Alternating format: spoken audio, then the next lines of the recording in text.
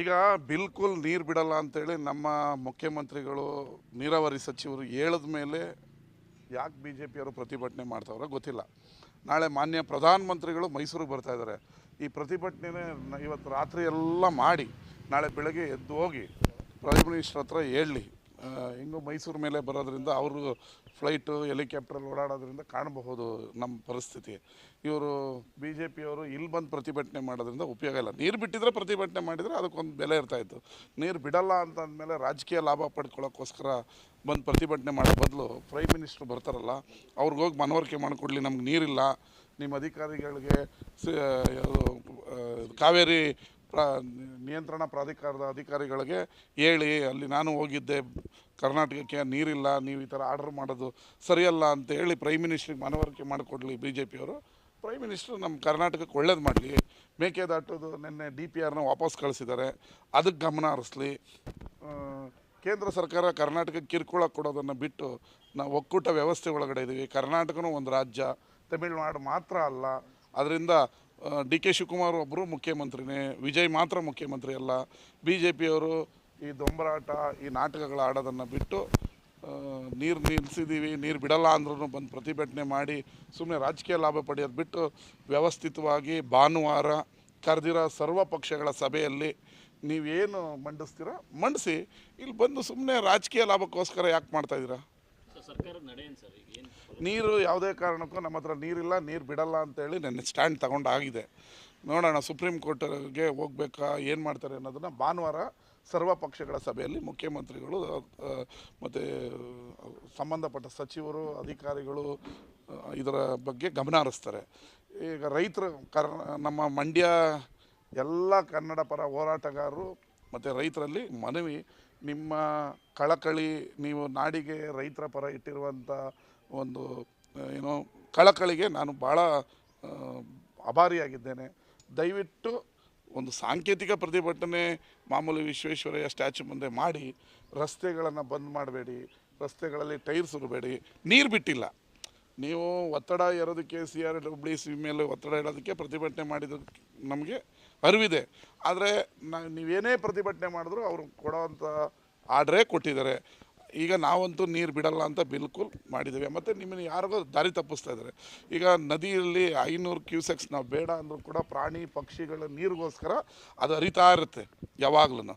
ಇಲ್ಲ ಅಲ್ಲಿ ಡ್ರೈ ಆಗೋದ್ರೆ ಕಾಡಲ್ಲಿ ವಾಸಿಸೋ ಪ್ರಾಣಿ ಪಕ್ಷಿಗಳಿಗೆ ನೀರು ಬೇಕಲ್ಲ, ಅದನ್ನೇ ನೀರು ಬಿಟ್ಟಿದ್ದಾರೆ ಅಂತ ನಿಮಗೆ ಯಾರೋ ತಲೆಯಲ್ಲಿ ತುಂಬಿದ್ದಾರೆ. ನಾವು ಬಿಲ್ಕುಲ್ ನೀರು ಬಿಟ್ಟಿಲ್ಲ. ನೀರು ಬಿಟ್ಟಿದ್ರೆ ಯಾಕೆ ನಾವ್ಯಾಕೆ CWC ಮುಂದೆ ಹೋಗಿ ಕೇಳ್ಕೊಬೇಕಾಗಿತ್ತು? ನೀರು ಬಿಡೋದು ಇಲ್ಲ, ನೀರಿಲ್ಲ. ಏಪ್ರಿಲ್ ಮಾರ್ಚ್ವರೆಗೂ ಕುಡಿಯೋ ನೀರಿಗೆ ನಾವು ನೀರು ಇರಬೇಕು. ನಮಗಿಂತ ಜಾಸ್ತಿ ಕುಡಿಯೋ ನೀರು ಮೆಟ್ಟೂರು ಡ್ಯಾಮಲ್ಲಿ ನೀರು ಸಂಗ್ರಹ ಇದೆ. ಅದರಿಂದ ನಾವು ನೀರು ಬಿಡೋ ಪರಿಸ್ಥಿತಿಯಲ್ಲಿ ಇಲ್ಲ. ಅದರಿಂದ ನೀರು ಬಿಡಲ್ಲ. ದಯವಿಟ್ಟು ಶಾಂತಿಯುತವಾಗಿ ಬೇಕಾದ್ರೆ ಸಾಂಕೇತಿಕ ಪ್ರತಿಭಟನೆ ಮಾಡಿ ರಸ್ತೆ ತಡೆಯನ್ನು ನಿಲ್ಲಿಸಿ ಅಂತ ನಾನು ಅವ್ರ ಹತ್ರ ಮನವಿ ಮಾಡ್ಕೋತೀನಿ. CWMA ಬಳಿ ವಾಸ್ತವ ಪರಿಸ್ಥಿತಿಯನ್ನು ಅರಿವು ಮಾಡಿಸ್ಕೊಡೋದು ಎಡವಿದೆ ಅಂತ ಬಿಜೆಪಿ. ಹೌದು, ನಾವು ಎಡವಿದ್ದೀವಿ. ಹಂಗಾದ್ರೆ ಕೇಂದ್ರ ಸರ್ಕಾರ ಅವರ ಸಂಸದರೆಲ್ಲ ಇದರಲ್ಲ, ಅವರಿಂದ ಒಂದು ನಿಯೋಗ ತಗೊಂಡೋದ್ರೆ ಏನು ಬೇಡ ಅನ್ನಲ್ಲಲ್ವ? ಸುಮ್ಮನೆ ಈ ಥರ ಉಡಾಫೆ ಮಾತುಗಳು, ಈ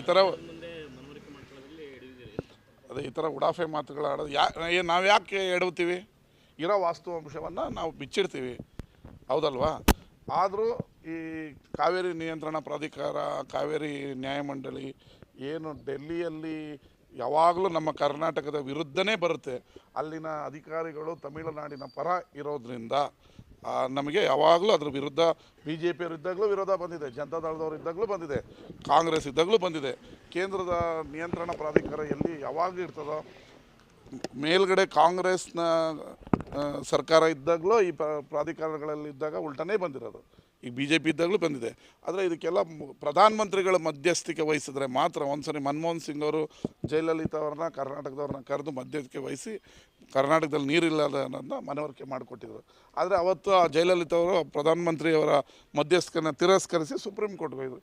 ಇವತ್ತು ನರೇಂದ್ರ ಮೋದಿ ಅವರು ಇವಾಗ ಹೆಂಗೂ ಕರ್ನಾಟಕ ಬರ್ತಾಯಿದ್ದಾರೆ, ನಾಳೆ ಹಾಗೇ ಒಂದು ನಿಮಿಷ ಎಲ್ಲ ನೋಡ್ಕೊಂಡು ಹೋಗಿ ಮಧ್ಯಕ್ಕೆ ವಹಿಸಿ ಎರಡೂ ರಾಜ್ಯಗಳ ಪರಿಸ್ಥಿತಿಯನ್ನು ಮನವರಿಕೆ ಮಾಡಿಕೊಂಡು ನಮಗೆ ನ್ಯಾಯ ಕೊಡಿಸ್ಬೇಕು ಅಂತ ಕೇಳ್ಕೊಂತ. ಕೇಂದ್ರ ಸರ್ಕಾರ ಹೇಳಿತ್ತು ಡ್ಯಾಮ್ ಕಟ್ಟೋದಕ್ಕೆ ರಾಜ್ಯದ ಒಪ್ಪಿಗೆ ಬೇಕಾಗಿಲ್ಲ ಅಂತ. ವಿಜಯದ ಮತ್ತೆ ಲೆಟರ್ ಬರೆದಿದ್ದಾರೆ. ಅಂದರೆ ವಿಜಯರಿಗೆ 3ನೇ ತಾರೀಕು ಬರ್ತಿದ್ದಾರೆ. ಅವ್ರ ಜೊತೆ ಏನು ಮಾತುಕತೆ ಮಾಡುವಂಥ ಪ್ರಯತ್ನಗಳಾಗುತ್ತೆ? ಅದೇ ಈಗ ಮುಖ್ಯಮಂತ್ರಿಗಳು ಮತ್ತು ನಾವು ವಿಶಾಲ ಹೃದಯದಿಂದ ಅವ್ರನ್ನ ಬನ್ನಿ ಅಂತ ಹೇಳಿದೆ. ಆದರೆ ನಮ್ಮ ರಾಜ್ಯದ ಹಿತಾಸಕ್ತಿಗೆ ಬಲಿ ಕೊಡೋಕ್ಕೆ ನಾವು ರೆಡಿ ಇಲ್ಲ. ಇರೋ ವಾಸ್ತವಾಂಶವನ್ನು ಅವ್ರ ಮುಂದೆ ನಾವು ಹೇಳ್ತೀವಿ. ನಮ್ಮ ಸರ್ಕಾರ ಕೂಡ, ನಮ್ಮ ಮುಖ್ಯಮಂತ್ರಿಗಳು ಕೂಡ ಹೇಳ್ತಾರೆ. ಮೇಕೆದಾಟುವನ್ನು ಕಟ್ಟೋದಕ್ಕೆ ಬೇಕಾದಂಥ ಸಿದ್ಧತೆಗಳನ್ನು ನಮ್ಮ ಸರ್ಕಾರ ಈಗ ಆಲ್ರೆಡಿ ನಿನ್ನೆ ಕೇಂದ್ರ ಸರ್ಕಾರ DPRನ ವಾಪಸ್ ಕಳಿಸಿದ್ದಾರೆ. ಯಾಕೆ ಕಳಿಸಿದ್ದಾರೆ ಗೊತ್ತಿಲ್ಲ. ಇವತ್ತು ಎಲ್ಲ ಅಧಿಕಾರಿಗಳು ಚರ್ಚೆ ಮಾಡ್ತಾರೆ. ರಿವೈಸ್ ಮಾಡಿಕೊಂಡು ಆಯಿತು, ಓಕೆ, ಅದನ್ನು ನಮ್ಮ ಸರ್ಕಾರ ನೋಡ್ಕೊಳುತ್ತೆ. ಪರಿಷ್ಕೃತ DPRನ್ನು ಕೊಡ್ತೀವಿ. ವಿಜಯ್ ಅವ್ರು ಬಂದಾಗಲೂ ಕೂಡ ಮನವರಿಕೆ ಮಾಡಿಕೊಡ್ತೀವಿ. ನಾವು ನಮ್ಮಲ್ಲಿ ನೀರಿಲ್ಲ, ನಮ್ಮ ಮುಖ್ಯಮಂತ್ರಿ ಆಲ್ರೆಡಿ ಹೆಲಿಕಾಪ್ಟ್ರಲ್ಲಿ ಕರ್ಕೊಂಡೋಗಿ ತೋರಿಸ್ತೀವಿ ಅಂತ ಹೇಳಿದ್ದೀವಿ. ನೋಡೋಣ, ಅವರು 3ನೇ ತಾರೀಕು ಬಂದಮೇಲೆ ಏನೇನು ಆಗ್ತದೆ ಅಂತ ನೋಡೋಣ. ಸರ್, ಈಗ ಪ್ರಧಾನಿಯವ್ರು ನಾಳೆ ಮೈಸೂರಿಗೆ ಬರ್ತಾವ್ರಲ್ಲ, ಅವ್ರನ್ನ ವೈಮಾನಿಕ ಸಮೀಕ್ಷೆ ಮಾಡಿ ಅಂದರೆ KRS ವಸ್ತುಸ್ಥಿತಿ ಅರಿಯಿರಿ ಅಂತೇನಾರ ಮನವಿ ಮಾಡ್ತೀರಾ? ಮನವಿ ಮೀಡಿಯಾ ಮುಖಾಂತರ ಮಾಡ್ಬೋದು. ನಾಳೆ ಬರೋದಕ್ಕೆ ಈಗಲೇ ನಾವು ಅಪಾಯಿಂಟ್ಮೆಂಟ್ ಕೊಡಿ ಅಂದರೆ ಪ್ರಧಾನಮಂತ್ರಿ ಆಫೀಸಿಂದ ಕೊಡಲ್ಲ. ಇರೋ ವಾಸ್ತವಾಂಶ ಮಾತಾಡೋಣ. ನಾವು ಸುಮ್ಮನೆ ಯಾರೋ ಮಂತ್ರಿ ಬಂದವ್ರನ್ನ ಹೋಗಿ ಏರ್ಪೋರ್ಟಲ್ಲಿ ಭೇಟಿ ಮಾಡಿ ಕೊಡ್ತೀವಿ ಅನ್ನೋ ಥರ ನಾವು ಏನೋ ಮಾತಾಡೋದಕ್ಕಾಗಲ್ಲ. ಪ್ರಧಾನಮಂತ್ರಿಗಳು ಈ ಪರಿಸ್ಥಿತಿಯಲ್ಲಿ ನಮ್ಮ ಮುಖ್ಯಮಂತ್ರಿಗಳಿಗೆ ನಾನು ನಿಮ್ಮ ಮಧ್ಯಾಹ್ನ ಹೋದ್ಮೇಲೆ ಮನವಿ ಮಾಡ್ತೀವಿ. ನೀವು ಹೆಂಗೋ ಬರಮಾಡ್ಕೊಳ್ಳೋದಕ್ಕೆ ನೀವೇ ಇರ್ತೀರಲ್ಲ, ನೀವು ಸಂದರ್ಭ ಸಿಕ್ಕಿದ್ರೆ ಅವ್ರಿಗೆ ಕಾವೇರಿ ವಿಚಾರನ ಮನವರಿಕೆ ಮಾಡಿಕೊಡಿ ಅಂತ ನಾನು ಮುಖ್ಯಮಂತ್ರಿಗಳಿಗೆ ಹೇಳ್ತೀನಿ. ಆದರೆ BJPಯವ್ರಿಗೆ ಅದು ಅನುಕೂಲ ಇದೆ. ಅವ್ರ ಪ್ರೈಮ್ ಮಿನಿಸ್ಟ್ರು ಬಂದಾಗ ಲೈನಪ್ಪಲ್ಲಿ ರೋಸ್ ಕೊಡೋದು, ಹಾರ ಕೊಡೋದು ಇರ್ತದಲ್ಲ, ಅವಾಗ ಹೇಳಲಿ ಅಂತ ನಾವು ಹೇಳೋದು. ಸರ್, ಎಲ್ಲ ಸರ್ಕಾರಗಳಿದ್ದಾಗಲೂ ಇಂಥದ್ದೇ ಪರಿಸ್ಥಿತಿ ಎದುರಿಸಿರ್ತಾರೆ. ಸರ್ವಪಕ್ಷ ಸಭೆಯಲ್ಲಿ ಏನು ಮನವಿ ಮಾಡ್ತೀವಿ ಸರ್ವಪಕ್ಷಗಳಿಗೆಲ್ಲ ಇಂಥ ಸಂದರ್ಭದಲ್ಲಿ? ಏನು ಅಲ್ಲ, ಈಗ ತಮಿಳ್ನಾಡವರು ಹೇಗೆ ಒಗ್ಗಟ್ಟಾಗಿ ಹೋರಾಟ ಮಾಡ್ತಾರೆ ರಾಜ್ಯದ ಹಿತಾಸಕ್ತಿ ಬಂದಾಗ, ಹಾಗೆ ನಮ್ಮ BJPಯವರು ಈ ಕ್ಷುಲ್ಲಕ ರಾಜಕಾರಣ ಮಾಡೋದು ಬಿಟ್ಟು, ನೀವು ಸರಿಯಾಗಿ ಅಲ್ಲಿ ವಾದ ಮಾಡಲಿಲ್ಲ, ನೀವು ಇದಿಲ್ಲ ಅದಿಲ್ಲ ಅನ್ನೋದು ಬಿಟ್ಟು, ಇಂತಹ ರಾಜ್ಯದ ನಾಡು ನುಡಿ ನೀರು ಅಂತ ಬಂದಾಗ ಅದು ಯಾವುದೇ ಸರ್ಕಾರ ಇರಲಿ, ಈಗ ನಮ್ಮ ಈ ಆಳುವ ಸರ್ಕಾರದ ಪರ ನಿಂತ್ಕೊಂಡ್ಬಿಡ್ಬೇಕು. ಸರ್, ನಿಮಗೆ ನಾವೆಲ್ಲ ಬೆಂಬಲ ಕೊಡ್ತೀವಿ, ನಮ್ಮ ನೀರನ್ನ ಉಳಿಸಿ ಅನ್ನೋ ಥರ ನಿಲ್ಕೋಬೇಕು. ಈ ಥರ ಕ್ಷುಲ್ಲಕ ರಾಜಕಾರಣ ಇಂತಹ ಸಂದಿಗ್ಧ ಪರಿಸ್ಥಿತಿಲಿ ಮಾಡಬಾರ್ದು. ರಾಜಕೀಯ ಲಾಭ ಮತ್ತೇನು?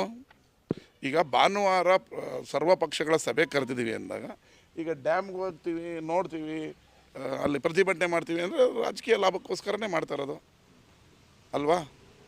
ಭಾನುವಾರ ಹೇಳಲಿ, ಈಗ ಸರ್ವ ಪಕ್ಷಗಳ ಸಭೆಯಲ್ಲಿ ಹೇಳಲಿ. ಸ್ಥಳ ಪರಿಶೀಲನೆ ಮಾಡಿಲ್ಲ. ಕಾವೇರಿ ನೀರು ಮತ್ತೊಂದೆಡೆ ಸಚಿವ ಸಂಪುಟ ಆಗ್ತಾನೆ ಇಲ್ಲ, ಮತ್ತೆ ಮುಂದೆ ಹೋಗಿದೆ. ಹಂಗೇನಿಲ್ಲಲ್ಲ. ಬಿಜೆಪಿ ಟೀಕೆ ಮಾಡಿದ್ರೆ ರಾಹುಲ್ ಗಾಂಧಿ ಸಮಯ ಕೊಡ್ತಾ ಇಲ್ಲ CMಗೆ. ಒಂದು ತಿಂಗಳು ಯಡಿಯೂರಪ್ಪನವರು ಏಕಮೇವ ಜಯತೆ ಅನ್ನೋ ಥರ ಯಡಿಯೂರಪ್ಪನವ್ರು ನೆನ್ಕೊಳ್ಳಿ. ಒಂದು ತಿಂಗಳು ಯಡಿಯೂರಪ್ಪನವ್ರು ಒಬ್ಬರೇ ಮುಖ್ಯಮಂತ್ರಿ ಇದ್ದರು. ಕ್ಯಾಬಿನೆಟ್ಟೇ ಇರಲಿಲ್ಲ. ಅಧಿಕಾರಿಗಳ ಜೊತೆ ಕ್ಯಾಬಿನೆಟ್ ಮಾಡ್ತಾಯಿದ್ರು. ನಮ್ಮಲ್ಲಾದರೂ 14 ಜನ ಇದ್ದಾರೆ. ಅಲ್ಲೇನಾಗಿದೆ, ಕೇಂದ್ರದಲ್ಲಿ ಭಾಳ, ಲೋಕಸಭೆಯಲ್ಲಿ ಭಾಳ ವಿಚಾರಗಳು ಚರ್ಚೆಗೆ ಬಂದಿದೆ. ನಿನ್ನೆ ಮಹಿಳಾ ಬಿಲ್ ಮಂಡನೆ ಆಗಿದೆ. ಅದರಲ್ಲಿ ನಮ್ಮ ನಾಯಕರುಗಳು ಮಲ್ಲಿಕಾರ್ಜುನ್ ಖರ್ಗೆ ಅವರು, ರಾಹುಲ್ ಗಾಂಧಿಯವರು ಬ್ಯುಸಿ ಇದ್ದಾರೆ. ಆಯಿತು, ಮಾಡ್ತೀವಿ ಅಂತ ಹೇಳಿದ್ರು. ಬರೋವಾರ ಯಾವುದೇ ಟೆನಿಕಾಸ್ಟ್ ನಮ್ಮದು 13ನೇ ತಾರೀಕಿಂದ ವಿಧಾನಸಭೆ ಇದೆ. ಅದಕ್ಕೆ ಮುಂಚೆ ಅಂತೂ 100% ಆಗುತ್ತಲ್ಲ. CMನ ಅಗೌರವಾಗಿ ನಡ್ಸ್ಕೊಂತಿದ್ದಾರೆ ಕಾಂಗ್ರೆಸ್ ಹೈಕಮಾಂಡ್. ಯಾವ ಥರ? ಯಾರು ಹೇಳಿದ್ರು ಭೇಟಿಗೆ ಅವಕಾಶ ಸಿಕ್ಕಿಲ್ಲ ಅಂತ? ಯಾರು? BJPಯವ್ರಿಗೆ ಇದೇ ಟೀಕೆ ಮಾಡೋದೇ ತಾನೇ ಕೆಲಸ. ಬೇರೆ ಏನಾನ ಐತಾ ಕೆಲಸ? ಏನಾನ ಇದ್ರೆ ಹೇಳ್ಬೋದು. ಟೀಕೆ ಮಾಡೋದೇ ಕೆಲಸ ಅಲ್ವಾ? ವಾಪಸ್ ಬರ್ತಾ ಇದ್ದಾರೆ CM. ಅದು ಏನು ಇಟ್ಕೊಂಬರ್ಬೇಕಾಗಿತ್ತು? ಅದು ನಮ್ಮ ಪಕ್ಷದ ಆಂತರಿಕ ವಿಚಾರ. ನಮ್ಮ ಪಕ್ಷದ ಆಂತರಿಕ. ಅವರು ಈ ಒಂದು ತಿಂಗಳು ಬರೀ ಯಡಿಯೂರಪ್ಪನವರೇ ಮುಖ್ಯಮಂತ್ರಿಯಾಗಿ ಉಳಿದಿದ್ರು. ಆವಾಗ ಯಾಕೆ ಕೇಳಲಿಲ್ಲ? ಆಯಿತು, 14 ಜನ ಇದ್ದಾರಲ್ಲ, ಏನು ಇಲ್ಲದೇ ಏನು ಇಲ್ವಲ್ಲ, 14 ಜನ ಇದ್ದಾರೆ. ನೆಕ್ಸ್ಟ್ ವಾರದಲ್ಲಿ ಪ್ರಮಾಣ ವಚನ ಅಂತೂ ಸ್ವೀಕರಿಸ್ತಾರೆ. ನಿಮ್ಮನ್ನೆಲ್ಲ ಕರೆದೇ ಅಲ್ವಾ ನಾವು ಮಾಡೋದು. ಅವ್ರನ್ನೂ ಕರಿತೀವಲ್ಲ, ಆದರೆ ಅವ್ರು ಬರೋಲ್ಲ, ಏನು ಮಾಡೋದು?